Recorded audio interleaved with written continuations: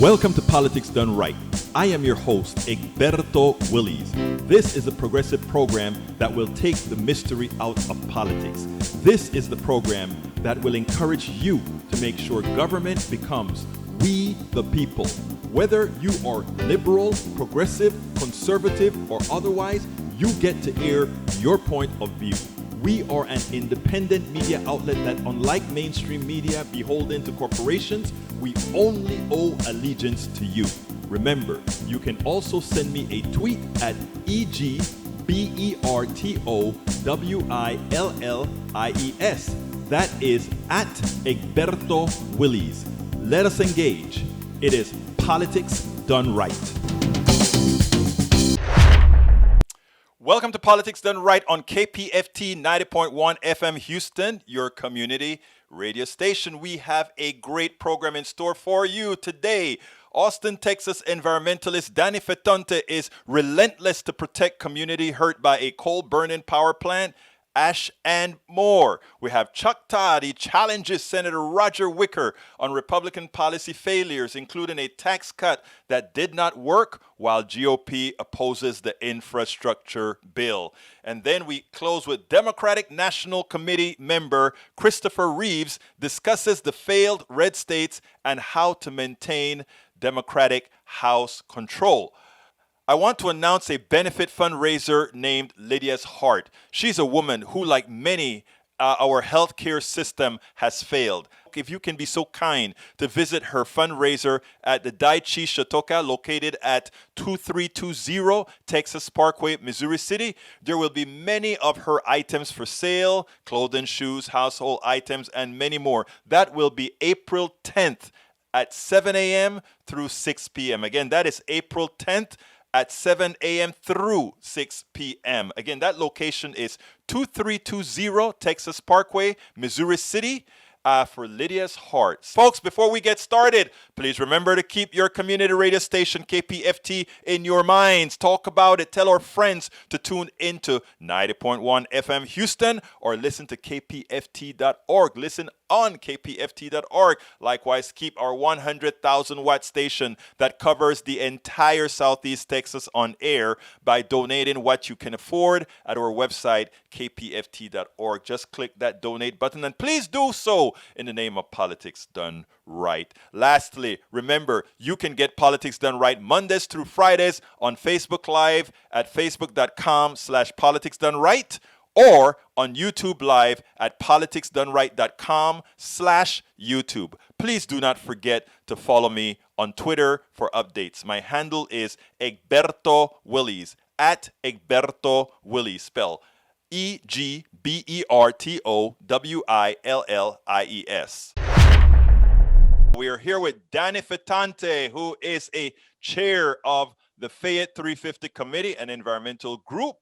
They are in the process of pressing Austin and other areas to put a coal power plant on ice because it is, put it bluntly, killing people. Anyhow, welcome to Politics Done Right, Danny. How are you doing today? Very good, Egberto, and thank you for having me. To start off, the Fayette Coal Power Plant, it's located in LaGrange, Texas. It's jointly owned by the Lower Colorado River Authority and the City of Austin. And it produces something called coal ash, which is when you burn coal to move the generators. It produces coal ash every single day. And that coal ash is made up of toxins, mercury, lead, arsenic, and chromium. The way they dispose of that chromium is they have been digging 48-foot deep pits and piling it in there. It used to be 44-foot pits, but they got a permit to go down to 48. They thinly line it with clay, which either contracts or expands depending on the level of moisture in the ground, and then cracks develop, and the poisons leach down into the water table. So what is going on in the groundwater, which people are drinking, is they're taking in this toxins. So LaGrange has a block where every single house has somebody with cancer on it. The lead that is being absorbed by people is absorbed 4 times faster by kids than by adults. And lead is particularly dangerous to kids because it retards the development of kids, both physically and mentally. And so it's holding people back, and it's very hard to detect. So when you're looking for lead poisoning, none of the poison shows up in the bloodstream where you take the blood for the first 4 years. It has to build up a certain level of toxicity. But the whole period that you're during that 4 years, it's doing damage to your body. So the problem that we have is the LCRA board is all appointed by Governor Abbott. It used to be, when we started the work, some of them were appointed by Governor Perry. And they have, we've been actively working on this for about 5 years, testified at LCRA boards, testified at Austin City Council meetings and committees. And it's not taken seriously by any of them. They look at it as a cost of doing business, that you do business. The people who handle the coal ash at the plant are not given protective gear. So there's what they found is just even handling this stuff in North Carolina and Tennessee, the environmental movement is advocating that people wear hazmat uniforms, which are uniforms that protects the people. None of that's going on here at this Fayette plant. Now, this ash, a lot of people don't realize the ash has a whole lot of stuff, heavy metals in there. It has mercury. It has quite a few others in there that actually can get into your body. And mercury, for one, is a I think affects your nerves and some other parts. So, I mean, this is really serious stuff. It's extremely serious. And when we've tried to deal with people, there's a lack of urgency on most people's part, a total lack of urgency. We've gone around the block with Austin Energy on this, on these questions, and they've come up with one excuse after another. They came up with an excuse that the water table was being monitored by the Environmental Integrity Project. Well, if you go and check on the Environmental Integrity Project, you find that they are monitoring it, and they're finding that there's all this toxic material in the water. They leave that out in their written response. They say they're being monitored, but they don't say what the monitors are finding. What we found was in every county in Texas, there's a division of the health department that has a group that goes out and tests for lead because it's so dangerous. Once a year in every county, they test the water. And about 3 or 4 years ago, we don't know this for a fact, but we're assuming it was Abbott, something came down that said that the 9 LCRA counties would no longer be tested by the state health department for lead, that LCRA would do that themselves. It's sort of like Boeing inspecting their own planes. Right. And one of the workers that were told not to do any testing in these counties, which Fayette County and Colorado County and Bastrop County were included, they asked the higher ups, why can't we do the test? They said, well, there's a lot of sensitivity going on, and if people find any lead in their water, they get very upset. That's, so they should. We're not going to test for lead anymore. And their solution was just not to test for lead. Does that sound familiar? Yes. Does that Yes. sound familiar with our current epidemic or pandemic? Yeah. If you don't like the epidemic, just don't test for it. Yeah, it is ridiculous. Now, look, let's get serious here. The way that I read the website and the way they are disposing of this ash is they put a layer of clay, then they put the ash on. My question to you, if I remember my physics class, my physics and materials class correctly, Right. I don't think that clay is going to filter mercury molecules from getting into the water table.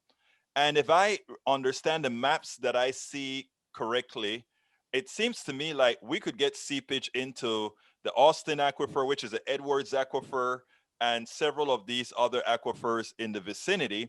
And given that there is some connectivity with all these different aquifers, eventually this one plant can throw a whole lot of crap in a whole lot of areas within this aquifer as that stuff migrates. Am I correct? Mostly you are. The Austin aquifer is separated between the Fayette by two different Hill layers. ranges? Yeah, ranges of rock. Now, the Right. only thing that is going on, though, is there's been so much fracking where there's drills down into these rock formations, there's cracks developing. And what we don't have proof of it, what we suspect is that water is migrating from one water table to the other. But at this point, the city of Austin, which owns part of the plant, is relatively protected. Austin has many different economies, but it's generally much better off economically than the counties that are directly affected, like Fayette County, Colorado County, Caldwell County. Also, the Austin County is Travis County, where Austin is much whiter than the other counties. Right. So there doesn't seem to be an urgency if more people who work for a living get the poison, as long as Austin is protected. It's interesting, Danny, because what it also says is when we talk about monitoring these different aquifers, etc., what we're also not saying is if we're monitoring and we found it has lead or mercury or whatever, by then it's too late. It's in the aquifer.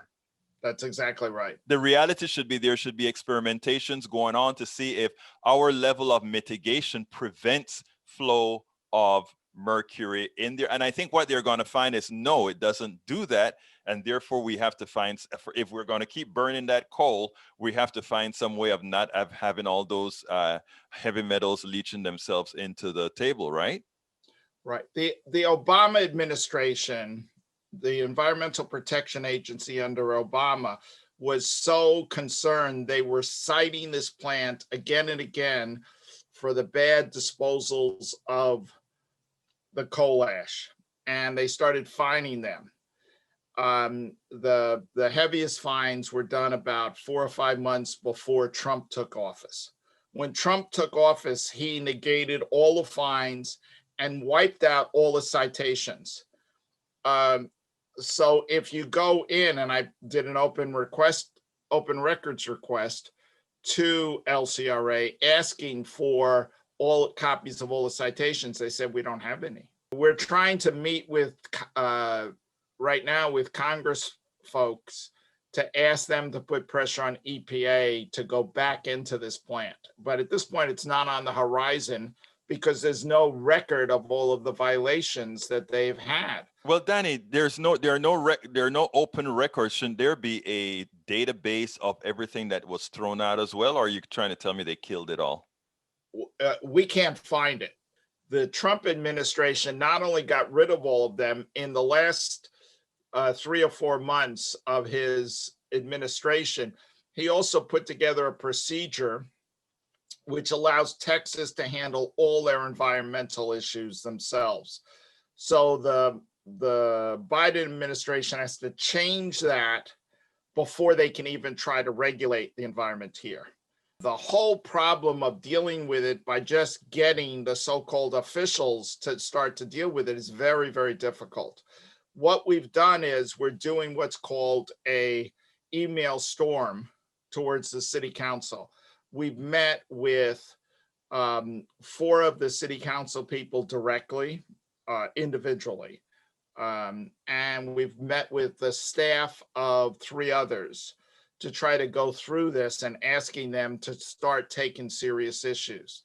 What we've been faced with actually a couple of exceptions, is they've quoted us things from Austin Energy's lawyers that say that there's legal restrictions on how Austin can play.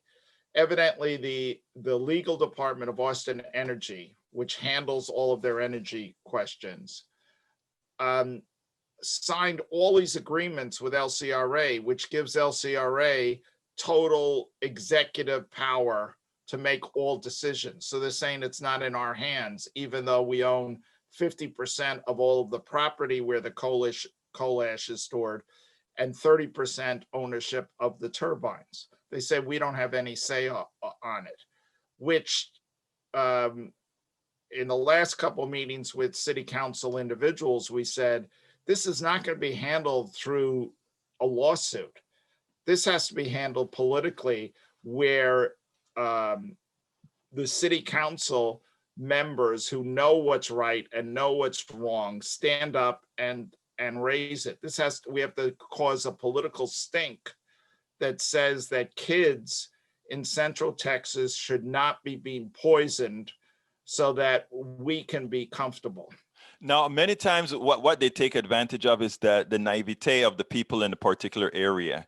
Now, do these people, are you, your organization, engaging those people to let them know, well, the reason this entire street, every home has cancer in this home is likely because of this? Do you guys have an information campaign going through these areas so that these people know that the causality of what's going on with them at all? Yes and no.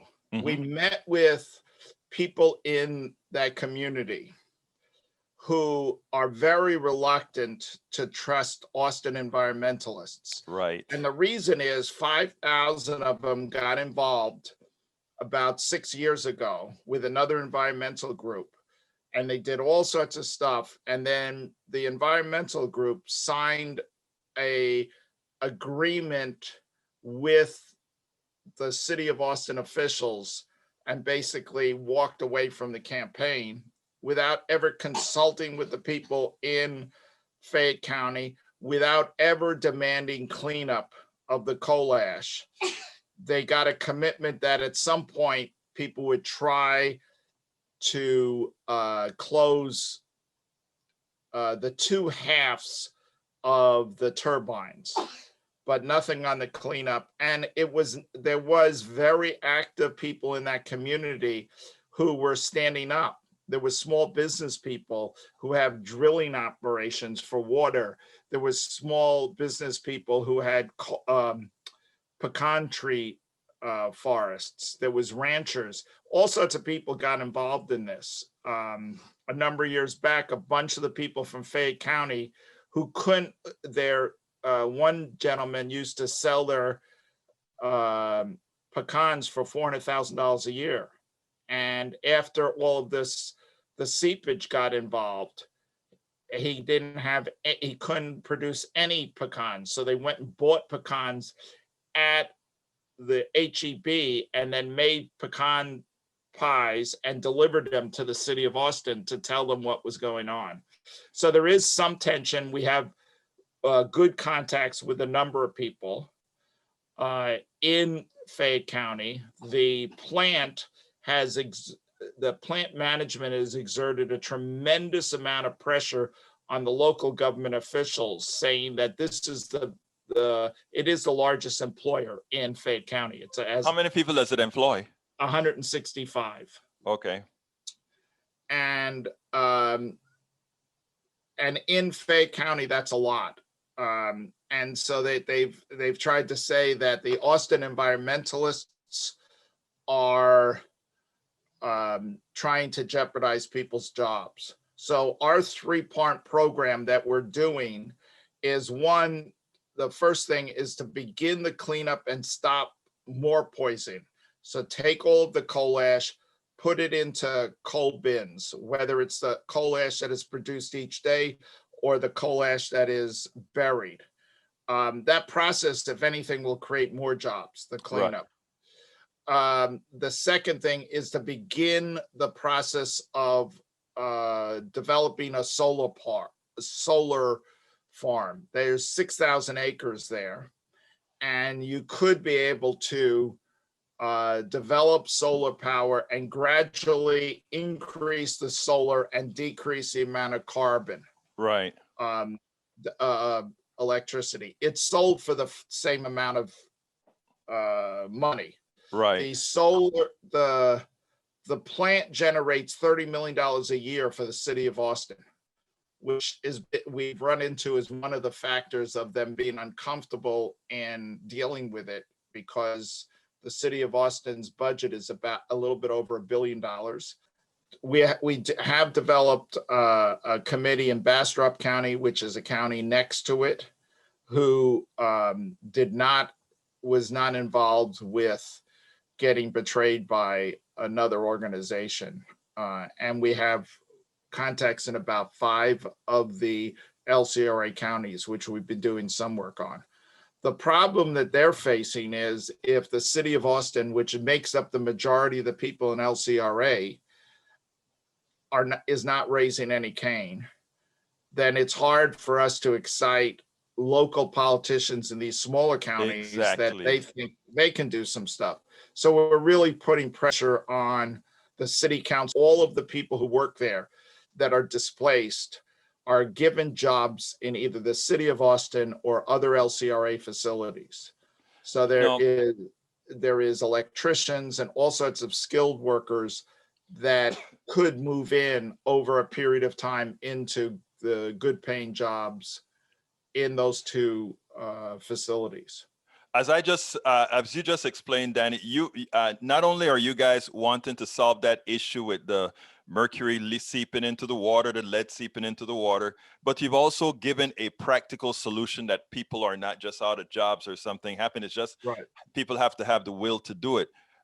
It seems to me like this is an issue with the hundreds of coal power plants that we have around the country, with the ash that's left at these plants throughout the country. It seems like there's a hell of a big job to get done to make sure that because we're leaving coal. That's a certainty. We're leaving coal, but what we leave behind, abandoned generators, abandoned coal ash, all those things present a problem, a huge environmental problem. And unless we have environmentalists like yourself working on that, keeping the pressure on, given that you and I know that most of these ash plants, etc., or ash bins or whatever, are in areas of poor areas, etc., we are relegating all those people to illness, sickness, poverty, loss of mental capacity, and all those issues, absent the kind of work that you're doing. So, I mean, the work that you're doing is very important, as we've always known, Danny. To close this, I want you to tell me something that I should have asked you that I didn't, that you want our audience to know. Well, something on the last thing that you just said, there is some serious work being done by one of the University of North Carolina on dealing with the cleanup. And what they've developed is a way to take coal ash and put it in cement in a certain way where it stays. Okay. And trying to find other ways to use it. But the amount of coal ash across the country is extremely high. The deposits of it are all over the place in Tennessee and North Carolina, in West Virginia, where people depended on coal. The other thing is that solar is cheaper to produce electricity with solar than coal. So there's a humanitarian factor, and that really should be the primary thing. But there's also economic factors working against these coal plants. And I think that one of the things that has bothered us a lot is the city council in Austin has declared a climate emergency and then did nothing on this, did absolutely nothing. And they made speeches that they were for the environment and supporting the working around climate change. And then it's sort of like a proposal or a proposition is gonna solve a kid who's been drinking lead-laced water. And the environmental community in Austin really has to step up and push against the city of Austin. And the city of Austin, there's a couple of city council members there who have actually started to try to figure out a way to work with us on this. Now, Danny, this is not only an Austin problem. This is a problem that can be replicated hundreds of times throughout the entire country. So yes. First of all, thank you for what you're doing. Thank you for working with 350, which means you have national reach, which is very important in this case. So again, Danny Fetonte, what I call much more than an environmentalist, former union guy, and everything else. Thank you so kindly for having been on Politics Done Right. Thank you, Egberto. Let's just give some kudos where it's due. Chuck Todd finally challenged Republican policies with a Republican senator. And he didn't do it as tough as I would, but he did a good job. Check this out, and then let's take it on the other side. How could the president expect to have bipartisanship when his proposal is a repeal of one of our signature issues in 2017, where we cut the tax rate and made the United States finally more competitive when it comes to the way we treat job creators? He reverses all that, and I'll tell you what, he says no one will pay extra taxes if they make less than $400,000 a year. That may be true. Under this tax increase bill, a lot of people making $100,000 and $50,000 that are going to lose their jobs because of the extra burden this plan would put on job creators. Well, look, what they're talking about, though, is finding a middle ground between where the corporate tax rate was in 2017 and what the corporate tax rate is today. They would like to move it to 28%. This tax cut that you guys put through in 2017, there were various promises that were made that they would pay for themselves. Hasn't come close to that. That it was going to produce 4 or 5 or 6% growth. We didn't even get 3% growth. At one point, former President Trump said, this thing's going to pay off the debt like it's water. Well, as you know, the debt is way up. So you look at this tax cut proposal, most of the benefits seem to go to stockholders. Corporations didn't do what they were going to do, which is take this savings and invest. They instead did stock buyback. So wasn't this tax cut kind of an economic failure? No, it wasn't at all. And until the pandemic hit in March of 2020, the tax cuts were working. The fact that we had lowered the tax burden on job creators, particularly small business, which is the great job engine in the United States of America, was working fine. Now, some of these predictions that you mentioned, I never participated in that. I understand. How would you pay for infrastructure? Where would you get the money? Well, listen, I'm open to suggestion about that, but I have 2 bipartisan bills that I've introduced. Senator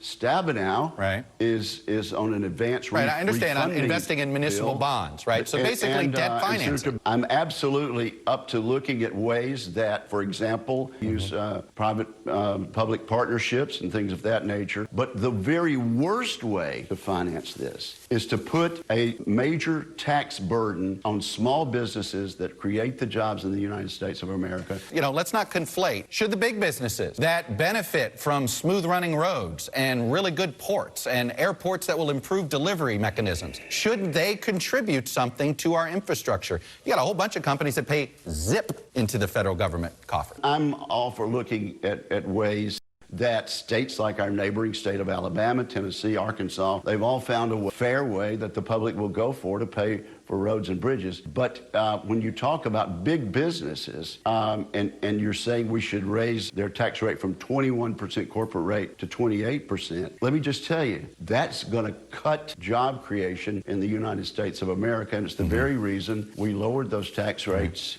in 2017. It's a plan that worked. And if the president wants a bipartisan plan, how can he possibly try to get something passed that repeals a bill that every single Republican in the Senate voted for in 2017. Did you guys blow it? You had 4 years to do an infrastructure bill. You had the presidency, you had the Senate and the House for a bit. Did you blow it? No. As a matter of fact, we passed infrastructure bills on 2 occasions. But yes, I would love to have passed a larger infrastructure bill, and I certainly hope we can do that. But I don't want to do it by raising taxes and cutting jobs for Americans.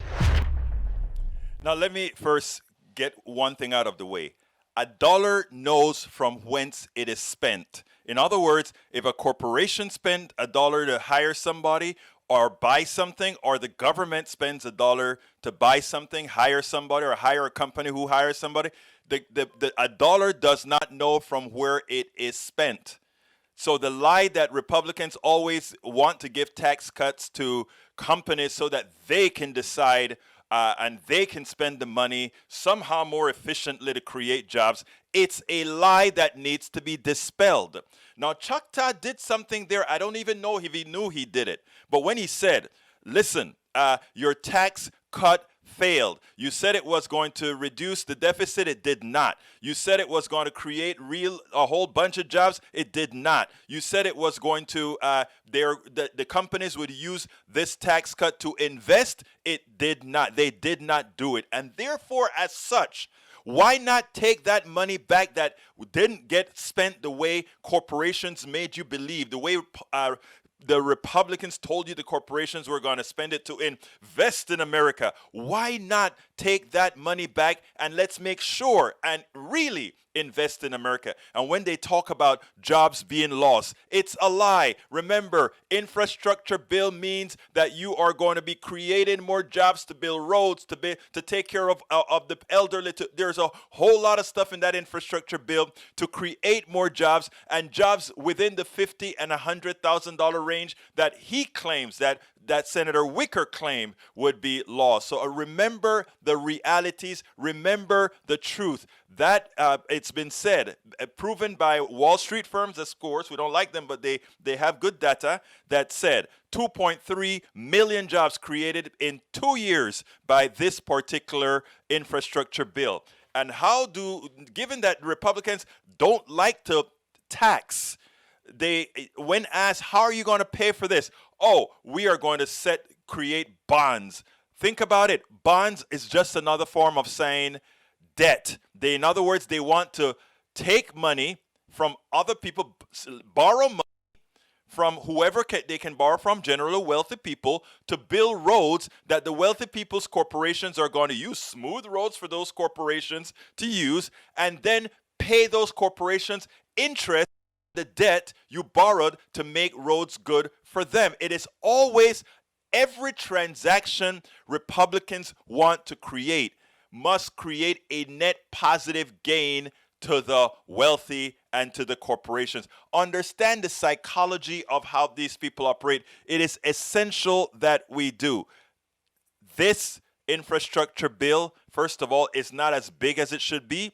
The tax increase on corporations is not as big as it should be. The reality is, if you give monies to the people who are more likely to spend it, you get a bigger economy. What they don't want a very vibrant economy where the workers have power to demand higher salaries. So if they keep the workforce fairly scared, wanting, needing, and scared that they may lose their jobs, then they have pricing power. But if we have a lot of jobs available for people to do, the workers have pricing power, and that is what business does not want. That is who Republicans are protecting. They're not protecting their constituents. They're protecting only the wealthy and the corporations. Remember that. And any Democrat not supporting these types of bills, that is their master as well.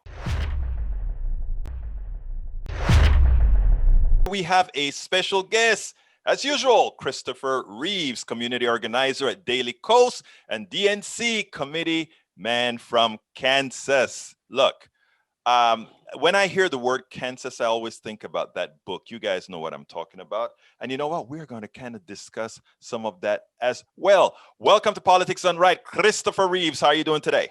I am doing great, Egberto. Glad to be here. Well, look, it's a pleasure having you. I think we've spoke a while back at Netroots a few years ago. We haven't had one in a long time. I don't know if we're going to have one this year or not. Do you know what's the rumor mill about this year's Netroots? Well, I know everybody's trying to see what's possible, and there's one thing that is fantastic, and that is the way the Biden administration is rolling out the vaccine. So fingers crossed, it may actually be possible.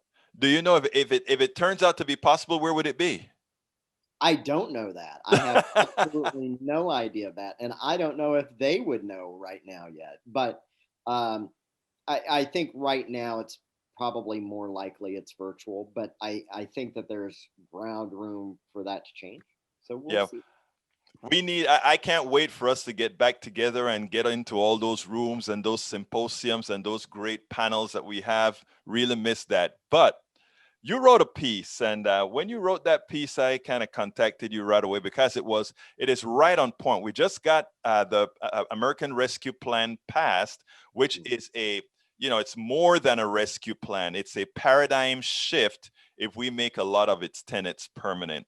And the reason I'm bringing that up is you wrote a piece at Daily Kos that titled, "Kansas Republicans Spent a Decade Attacking Social Assistance. Now they are shocked at the result."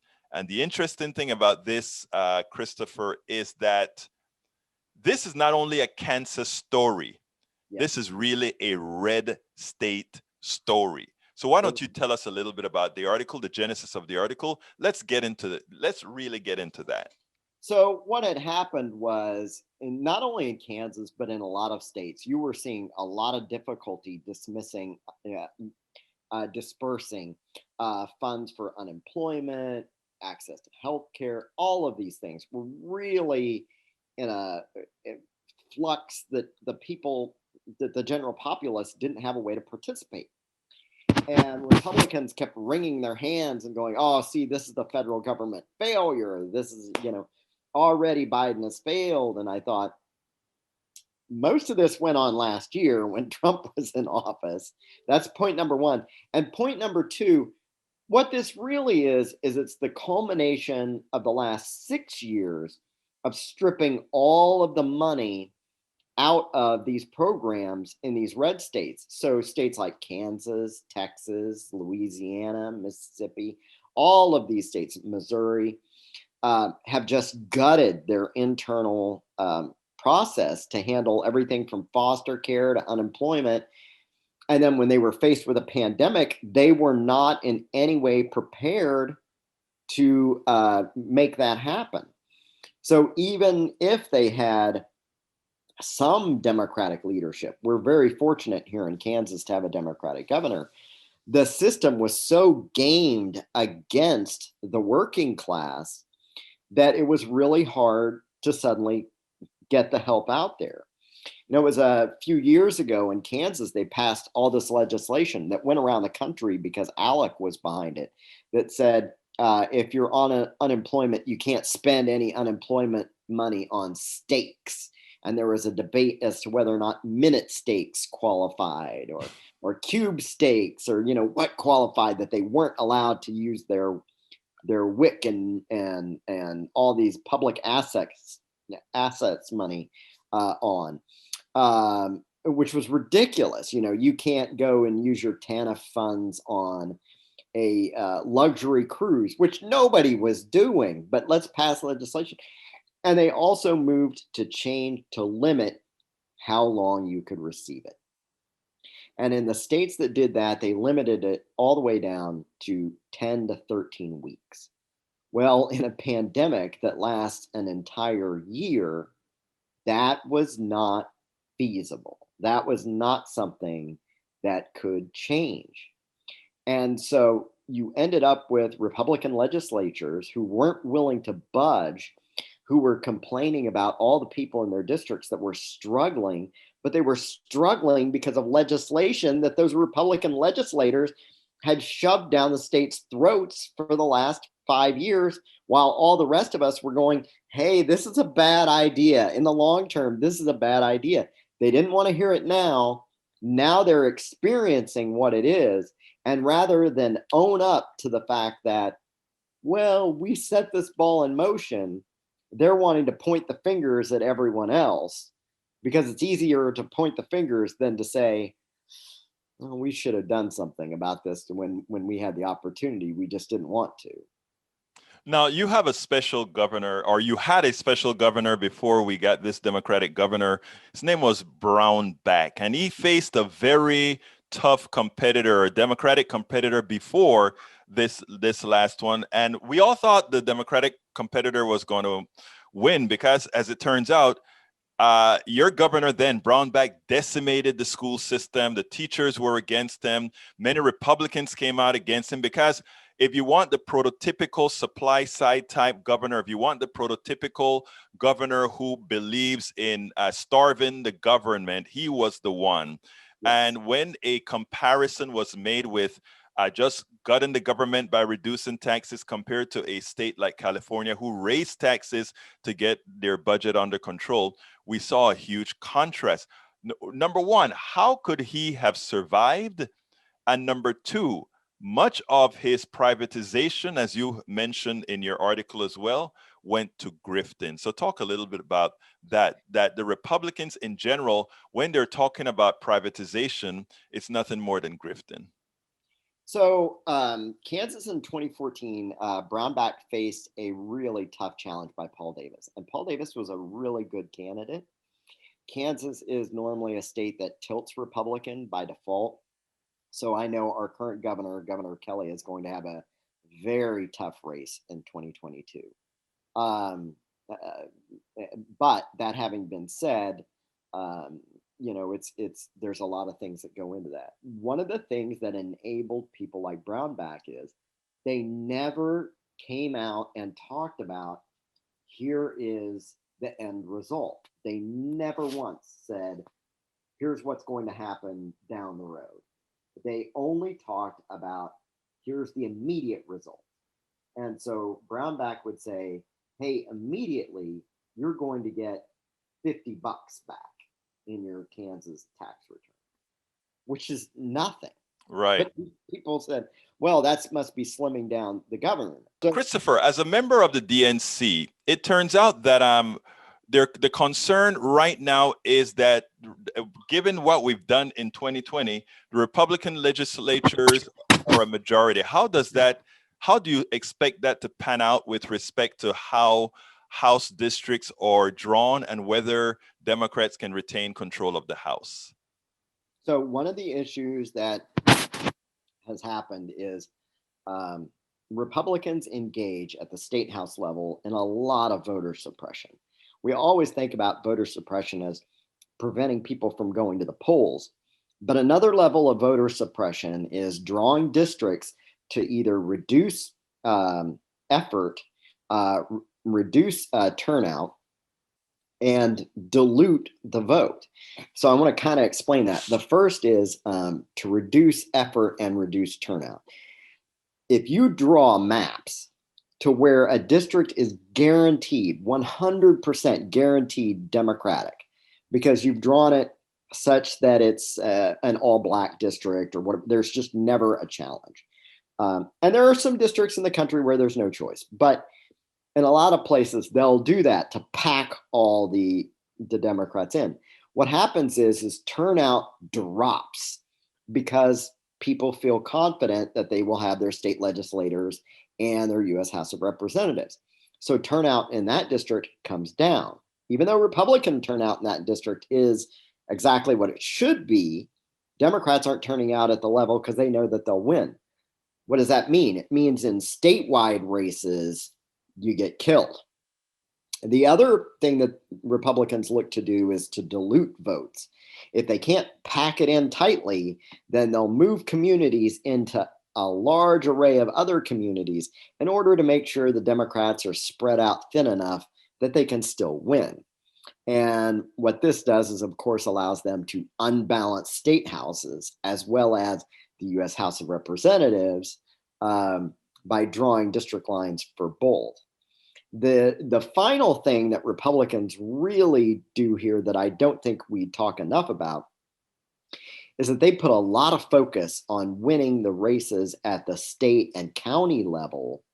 So once they have those in their hands, it's a lot easier to make just the raw machinery of how the election is going to work more convenient or less convenient for the people involved.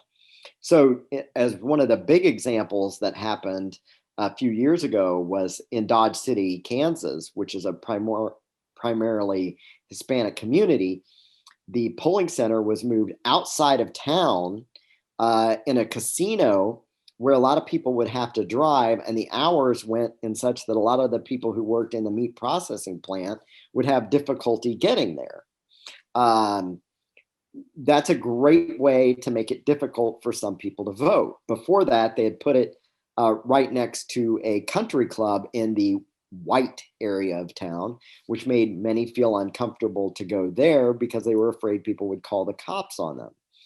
In places like St. Louis and Atlanta and Miami, there have been stories about early polling places being put in things like police stations or nearby, so that people would feel uncomfortable. Am I going to get asked questions that I don't, I have people always think that it's going to be someone with a major crime, but a lot of times it's someone who says, oh my God, I've got parking tickets, I'm afraid to walk in there because they could throw something else on me.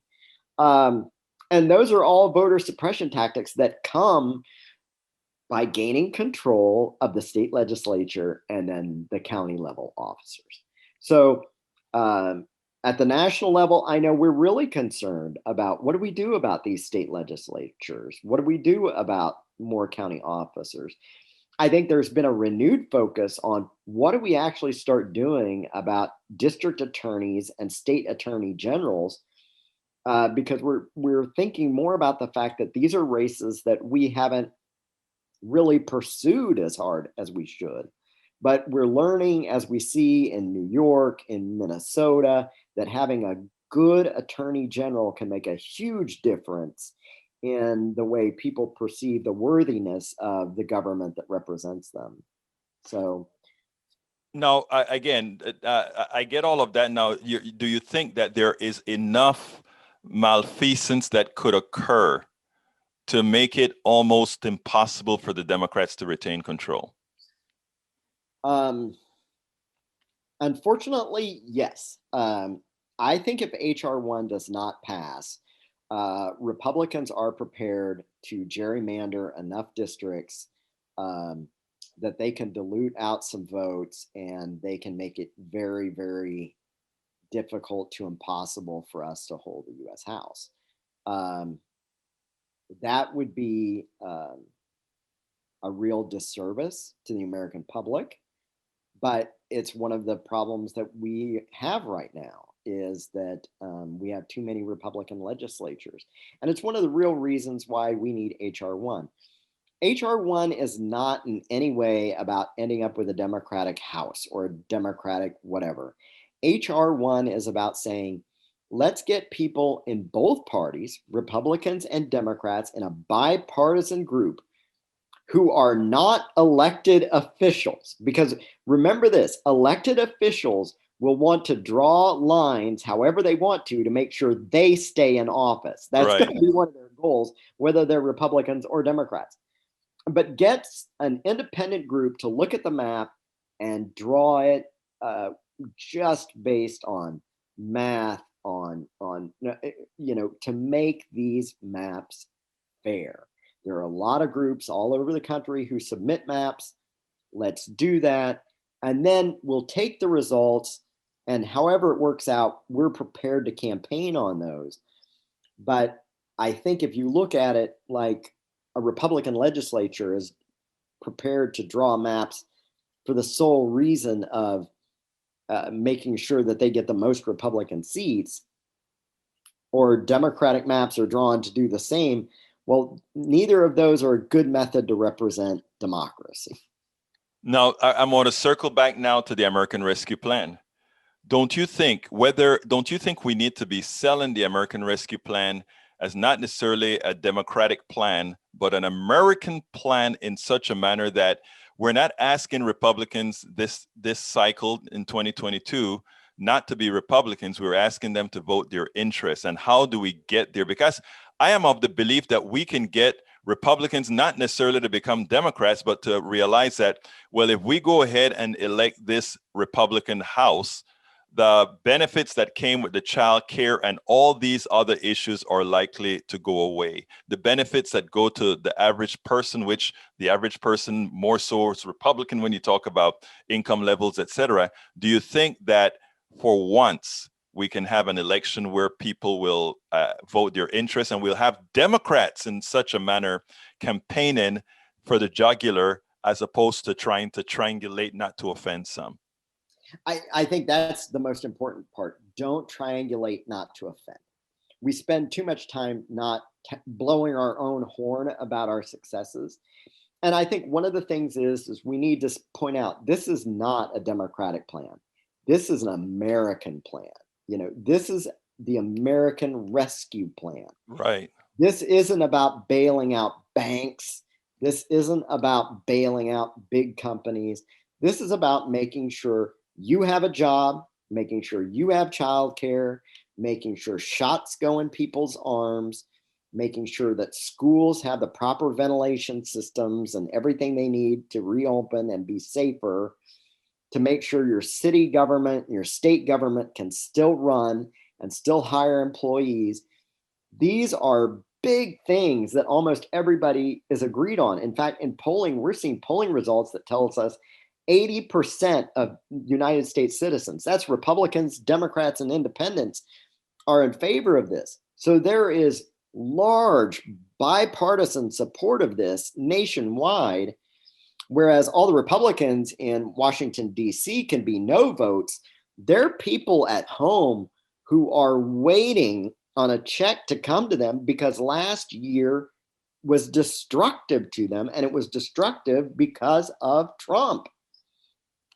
I see too many people who say, well, we should give Trump credit for this, Trump credit for this. No. There are 560,000 people dead. Yes.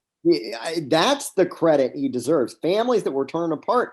So the one thing that I think Democrats need to do is start saying, we are the party of justice. We are the party that understands that giving you that check was the least the government could do. I mean, the bare minimum we could do. And making sure that we help you get a vaccine, damn it, that's what the government is for. We've done this before with polio. You rise to big occasions. And whenever I hear Republicans go, well, we want to do this and that. No. This is where we as Democrats have to go out and start saying, we are for the American people. And fine, when you vote for Republicans, what Republicans are wanting to tell you is all of this is too bad. The taxes, all these breaks should go to companies. In fact, we've had one Republican governor and two senators say that, states should return this money because they can't give tax breaks with it. Well, BS. The average person doesn't need a tax break. They need a school bus to show up at their door where they know the bus driver has been vaccinated and is going to be safe. That's what they want. They don't need to know that Walmart got a tax break on buying a lot of property. That doesn't matter to them. They don't need to feel like their grocery store got a big tax break when their grocery store really wants people to come back to the store and shop freely. So that's how you get the economy going. The economy getting going isn't by tax breaks.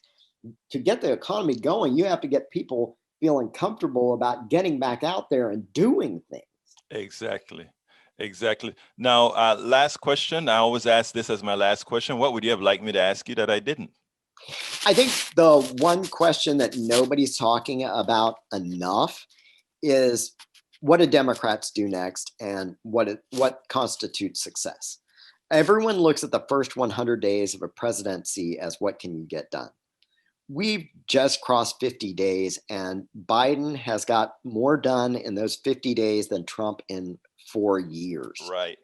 But what I think happens next is we start talking about some of the things that Trump kept bringing up but never got around to. I think that there is a Democratic infrastructure plan coming.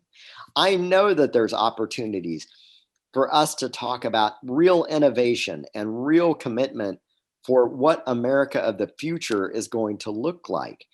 And I think we have to start getting rid of the idea of making America great again and start saying how great America is going to be and how we can make America great in the future. We're working towards that dream. That has to be what we're looking for, not looking back, looking forward. And I think that's the message that I hope we start selling. Christopher Reeves, community organizer for Daily Coast and DNC committee person from Kansas. Thank you so kindly for having been on Politics Done Right. Absolutely. Thank you, Egberto.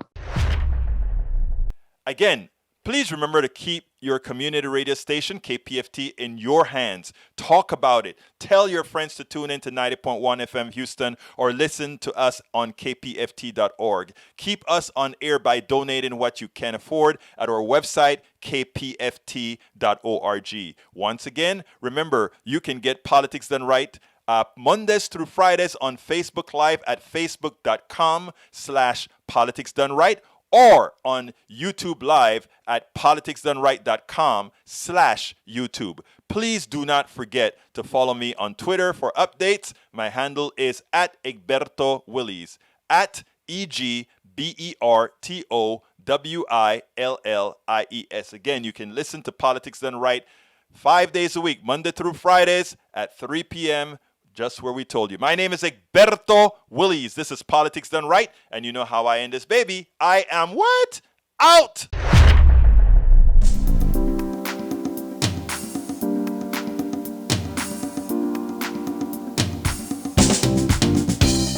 Welcome to Politics Done Right. I am your host, Egberto Willies. This is a progressive program that will take the mystery out of politics. This is the program that will encourage you to make sure government becomes we the people. Whether you are liberal, progressive, conservative, or otherwise, you get to air your point of view. We are an independent media outlet that, unlike mainstream media beholden to corporations, we only owe allegiance to you.